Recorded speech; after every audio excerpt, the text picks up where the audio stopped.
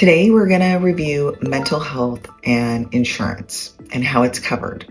Hi, my name is Melissa DeWeese. I've been doing health insurance for over 20 years now. I've seen the ebbs and flows of ACA and Obamacare and been involved in the health insurance industry for some time. And so I believe I bring a very unique perspective.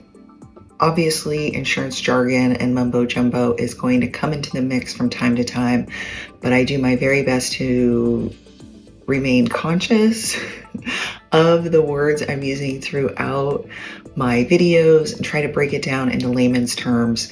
If I fail to do so in any way throughout the video, please make a comment and I will try to improve on that next time or break down what something means.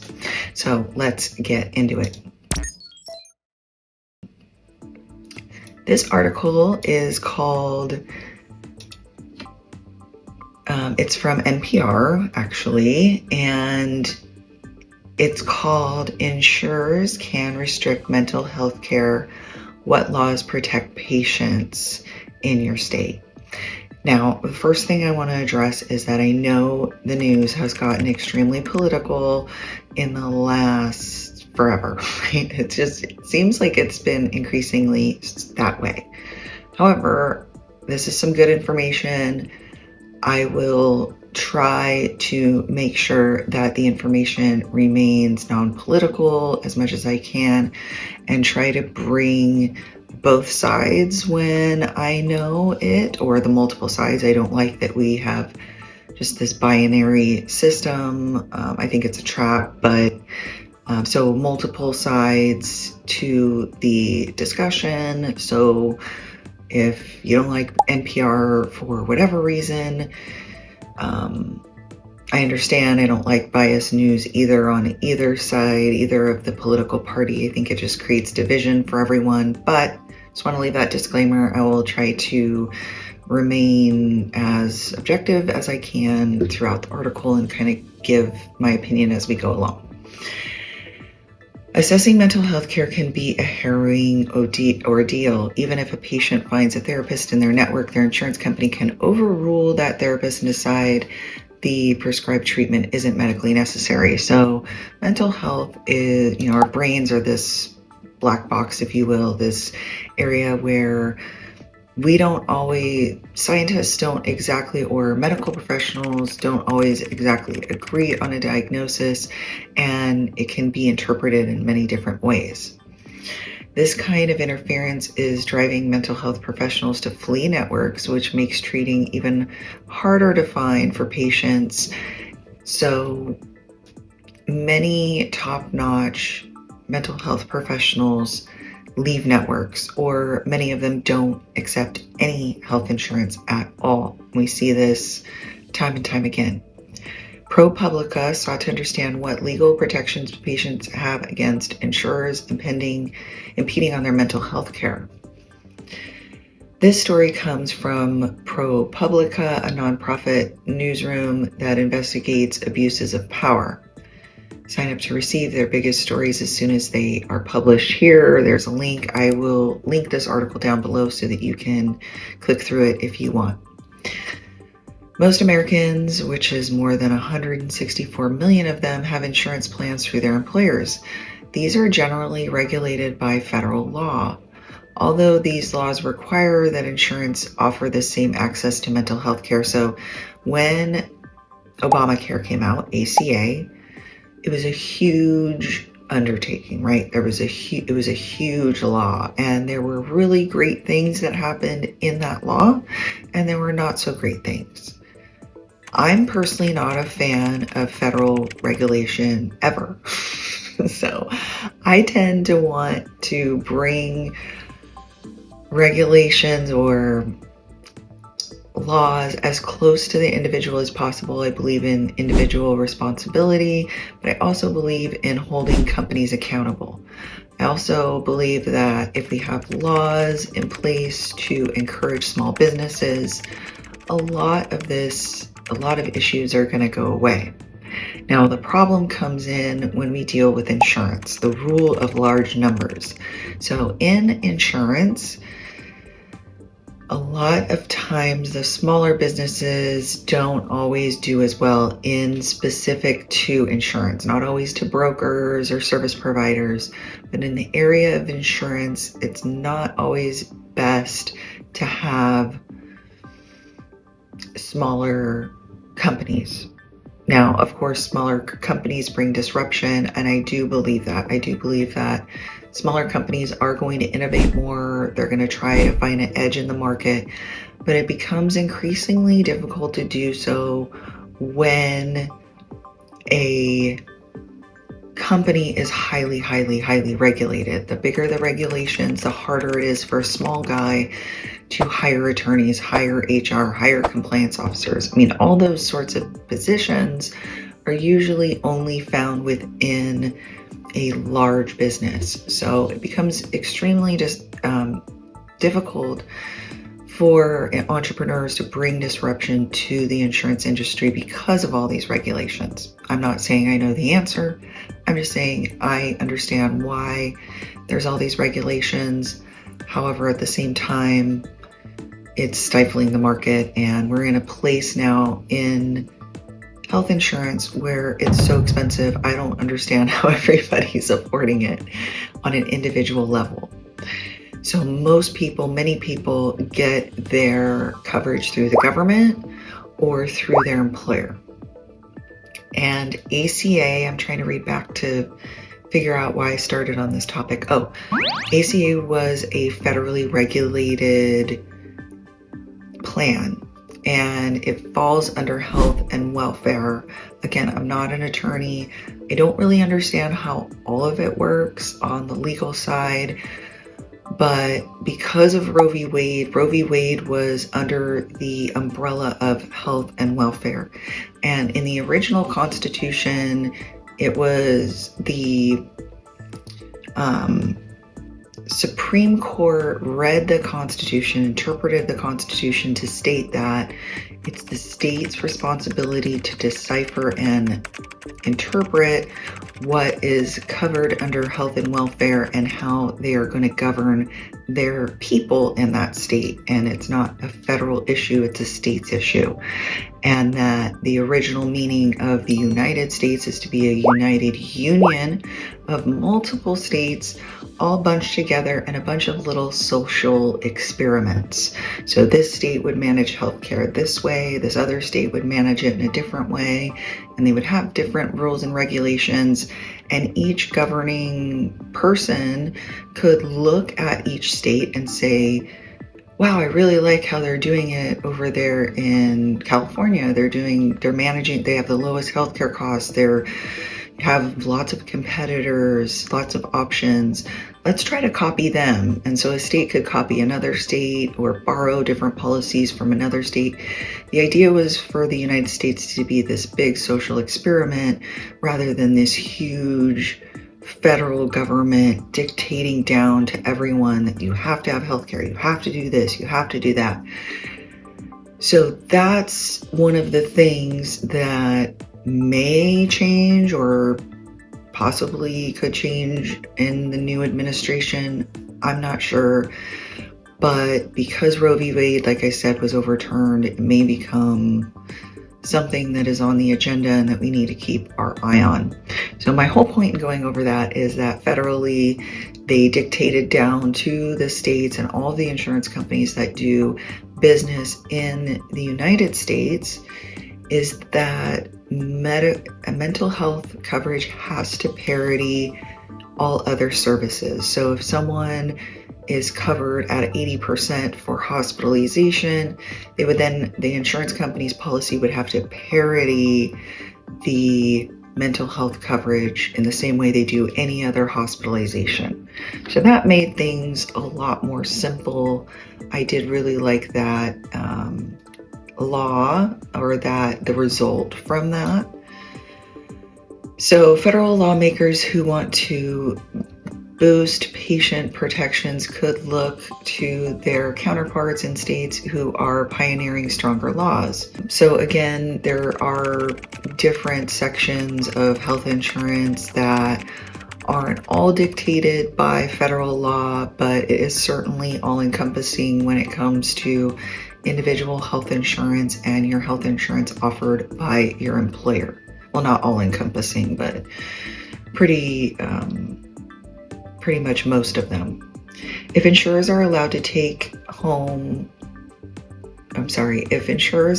to home bake their own medical necessity standards, you can pretty much bet that they're going to be infected by financial conflicts of interest. Oh my God.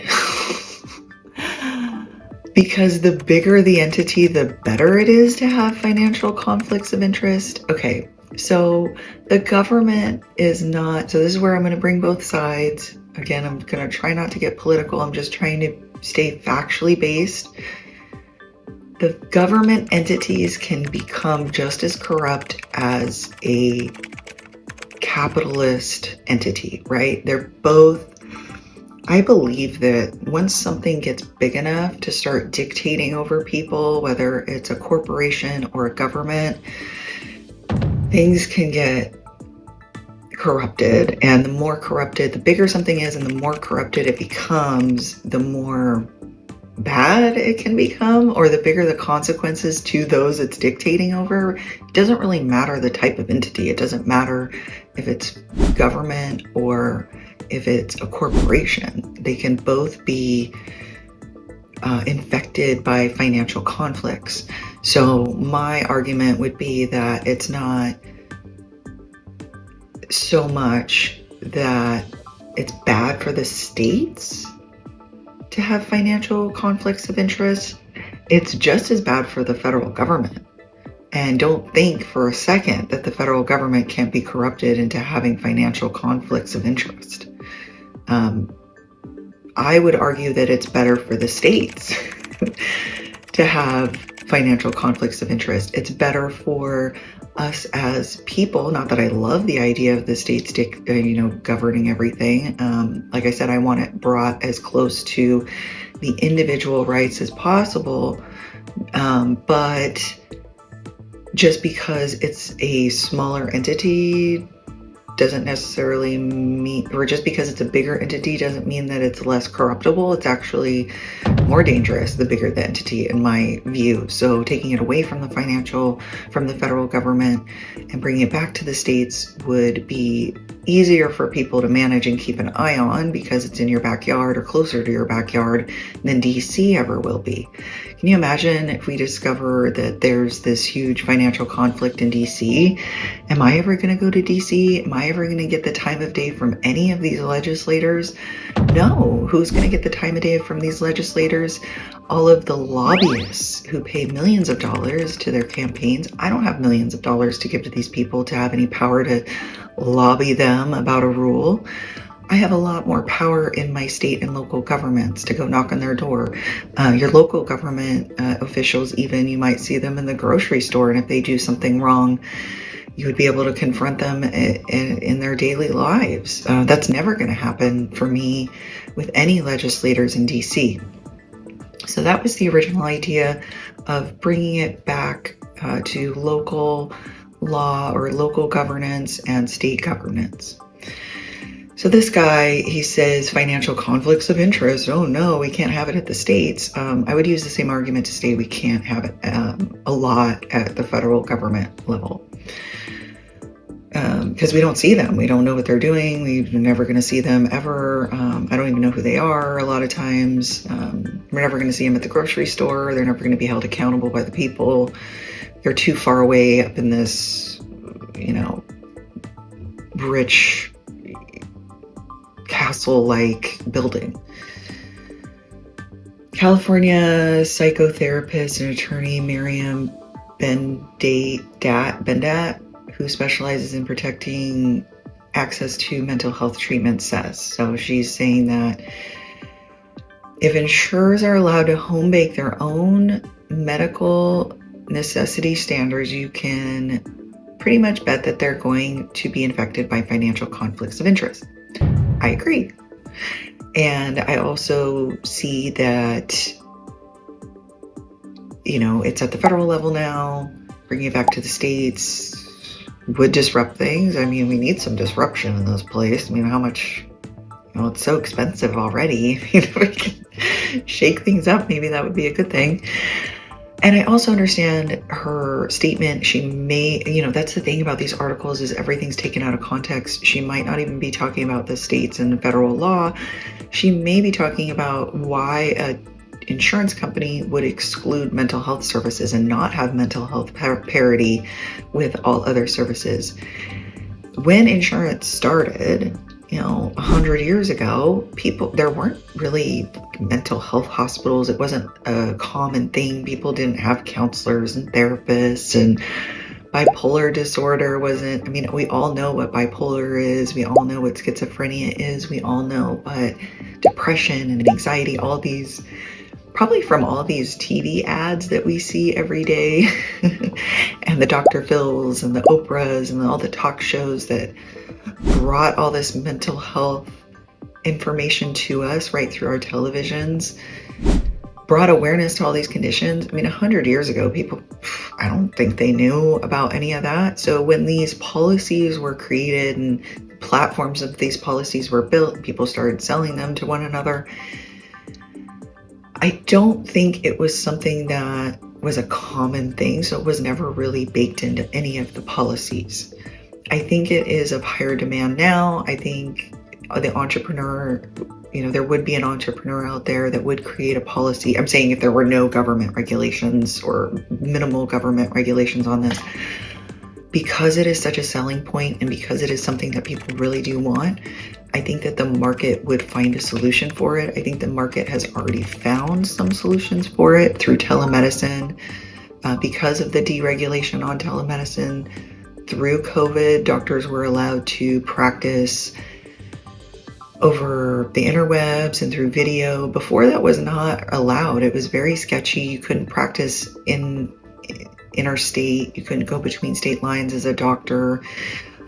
So there were a lot of regulations that were lifted during COVID that did help that industry flourish. Of course, that doesn't help people that are seeking rehabilitation in other ways, like someone who's addicted to substance abuse or detox centers, things like that. Certainly would hope that most insurance plans would cover something like that. I'm not saying we don't need a standard for defining coverage or insurance coverage and health coverage in general. We certainly do. So she may be talking about that too, that if we don't have these definitions of coverages and what is health insurance and what a health insurance standard for the marketplace, then it can be really, really confusing for consumers. Although these state laws govern only plans under state jurisdiction, such as individual and small group policies purchased through state marketplaces, experts told ProPublica they could, when enforced, serve as a model for broader legislation.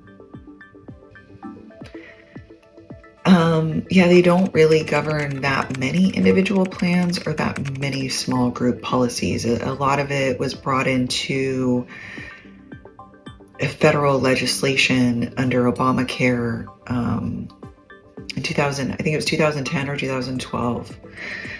States are laboratories for innovation. Yeah, that's the idea. However, ACA, healthcare reform, Obamacare really put a squash on a lot of the innovation in health insurance that was going on at the time.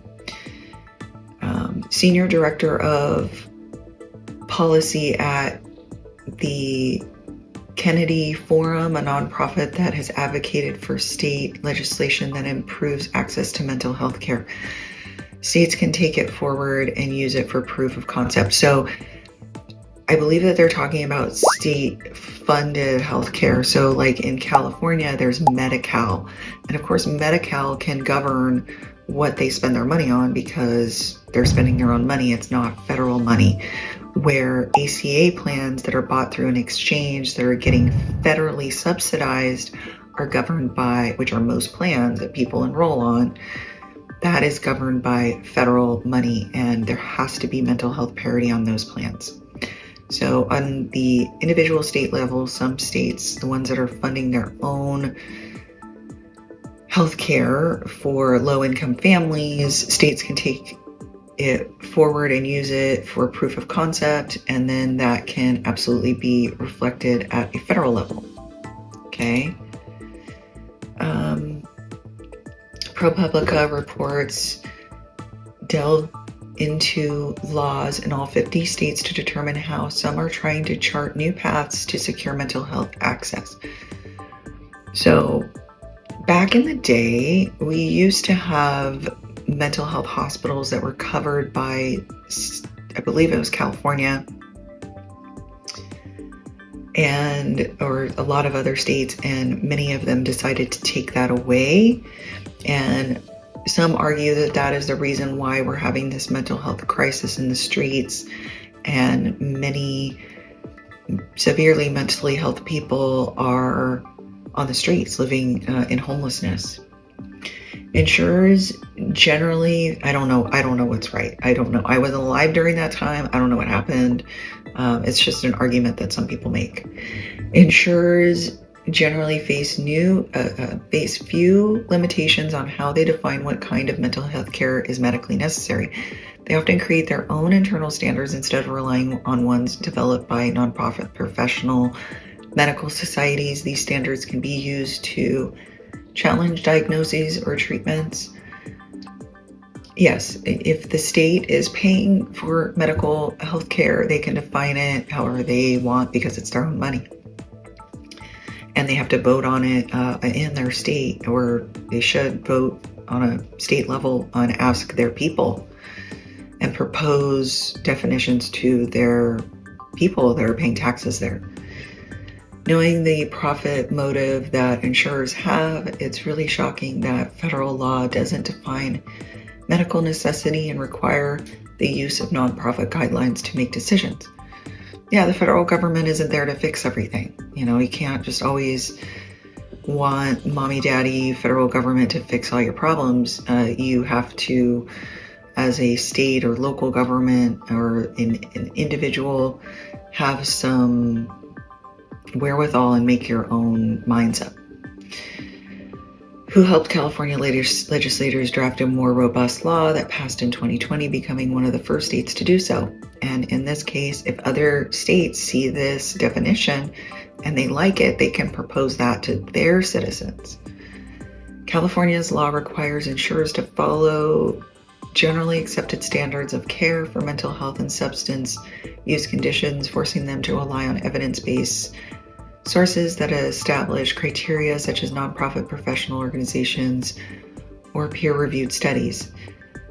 The state also barred insurers from covering only the treatment of short-term or acute symptoms such as crisis stabilization instead of underlying conditions like chronic depression. So, yes, we certainly need something in the mental health space. Homelessness is out of control. A lot of cities, people that live in cities are complaining about mentally ill and people who have mentally debilitating conditions living in the streets. It's inhumane. I don't know what to do about it. Last October, California found healthcare organization Kaiser Permanente in violation of the new state law and other healthcare regulations, reaching a settlement with the company, which agreed to pay $50 million fine and make $150 million investment in behavioral health care. Kaiser spokesperson said that the company takes full accountability for its performance and that it had adopted new guidelines in line with the law. A spokesperson for the state's Department of Managed Healthcare said the agency is auditing insurers and determining whether their networks offer enough providers to serve customers and whether they deliver timely access to care. That's good. That means the Department of Managed Care is doing their job. The Department of Managed Care generally, if my memory serves me right, they manage HMOs So more on the Department of Managed Care. California Department of Managed Care protects consumers' healthcare rights and ensures a stable healthcare delivery system. The director provides leadership and guidance to the employees of the Department of Managed Healthcare and works with external stakeholders to achieve the mission of the department.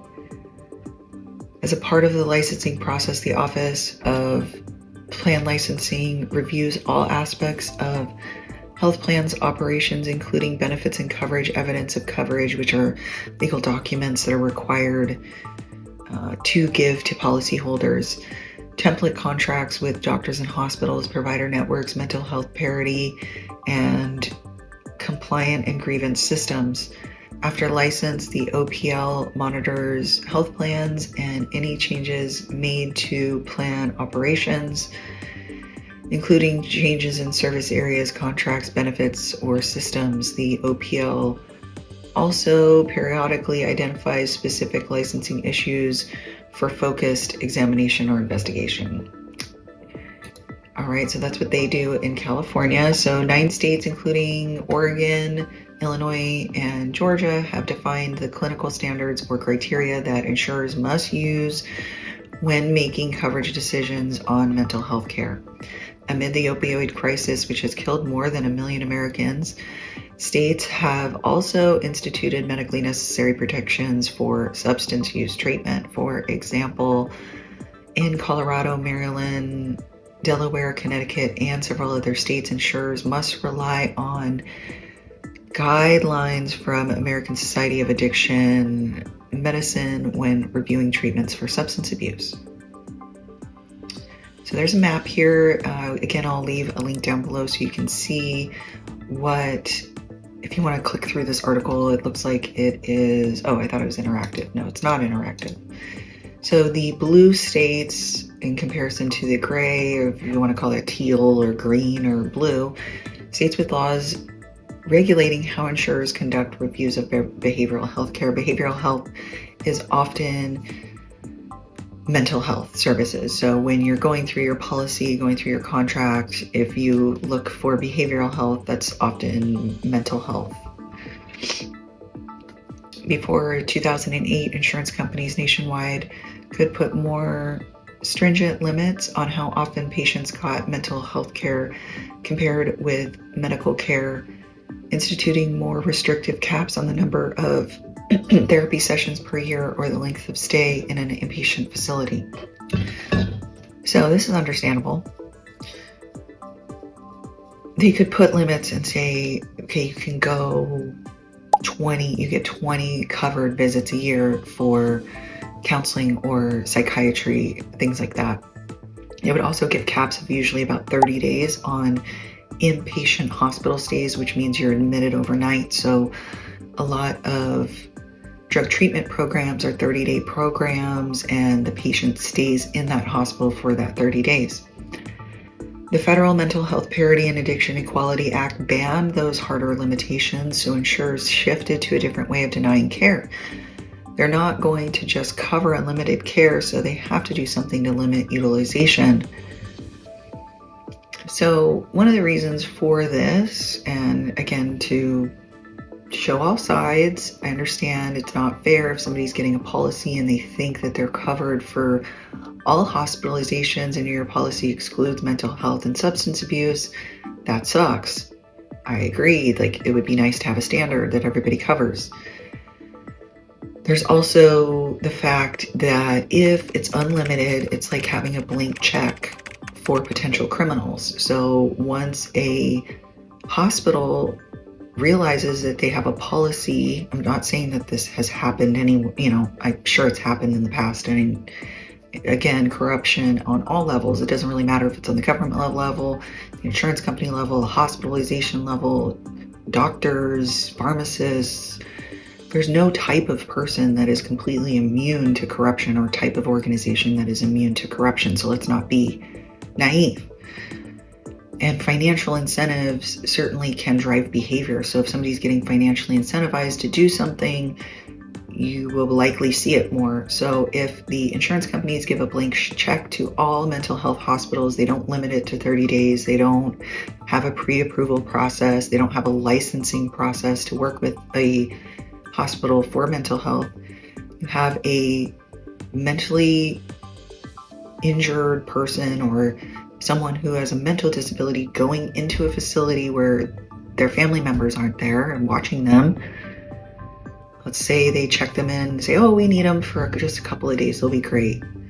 After a couple of days, they go, this is a lot worse than we thought. We're going to keep them for 30 days because they know they're just going to be getting paid from either the family or potentially the insurance company, because most families can't afford to just give their loved one to a hospital. It's very expensive. So if the insurance company is required to cover it, it might say, oh, we need them for 30 days. Meanwhile, they're being neglected, or they're giving them weird drugs, or sedating them too much, or abusing the patient, and then 30 days comes and goes, and they go, you know what, we need them for a whole year. We're going to have to keep them a long time because that person is bringing them money. So again, there's possibility for corruption everywhere. So there's reasons why insurance companies have limits on these things. It's not just that they're big and bad, and it's not just that they don't want to pay it. Of course, they don't want to pay it. They want to be as profitable as possible because that's how they're incentivized. But there have been these issues in the past. So having these limits and these pre-approval processes is a necessity, unfortunately. Insurers say they could conduct what they call utilization reviews, in which they can request and sift through therapy progress notes full of sensitive details to assess whether providers are delivering appropriate care.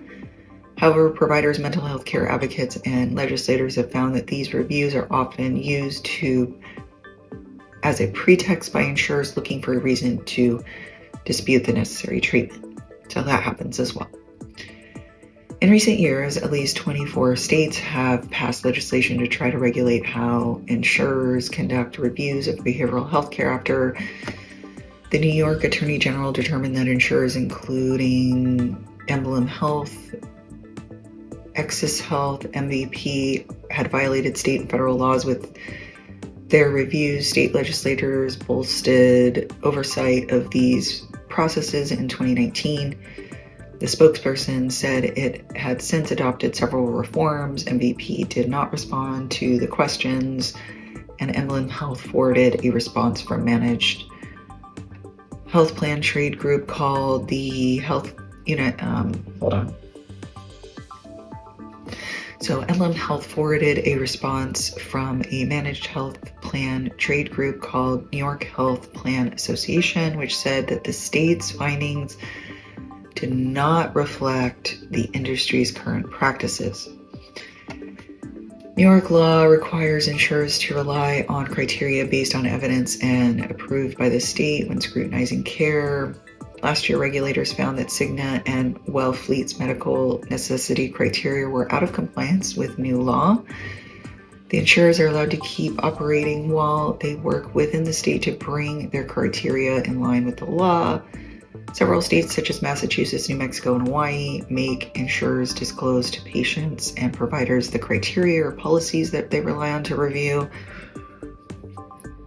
That's nice, but a lot of times they're so full of legal mumbo jumbo that patients don't usually read it. Insurers usually select the clinical conducting reviews, but in Illinois, if there's a disagreement about the necessity of treatment, a patient can opt for another clinical review jointly selected by the patient and their provider and insurance carrier. Some states also have limited frequency of reviews. In Delaware, insurers generally prohibit patients' substance abuse treatment in the first 14 days. They're prohibited from reviewing their patient's treatment for the first 14 days, and then they can review it after. In Kentucky and Ohio, for patients with autism, insurers cannot request more than one review annually for outpatient care. So this article goes on.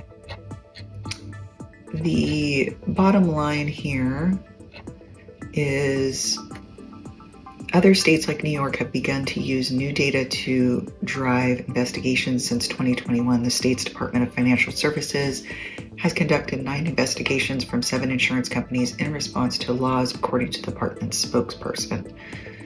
People can file complaints with their state insurance departments, and there's a link here. Again, I will link this article down below so you can click through to all of these links. If they believe an insurer or an insurance company is violating their rights, they can file a complaint with their Department of Insurance. This story comes from ProPublica, a nonprofit newsroom that investigates abuses of power. And again, I will link that down below. And if you want to have a meeting with me, if you're an employer, HR manager, CFO, CEO, and you have questions about your health insurance or employee benefits, I'm here to help, to give an honest second opinion or see if there's anything we can do to improve your administration, improve your costs, improve the cost to your employees, or improve communication to your employees. We have best practices we can put in place that we use for many of our clients, and they're very happy. So with that said, I have a link down below where you can schedule a free consultation with me. Thank you for hanging out until the end, and we'll see you next time.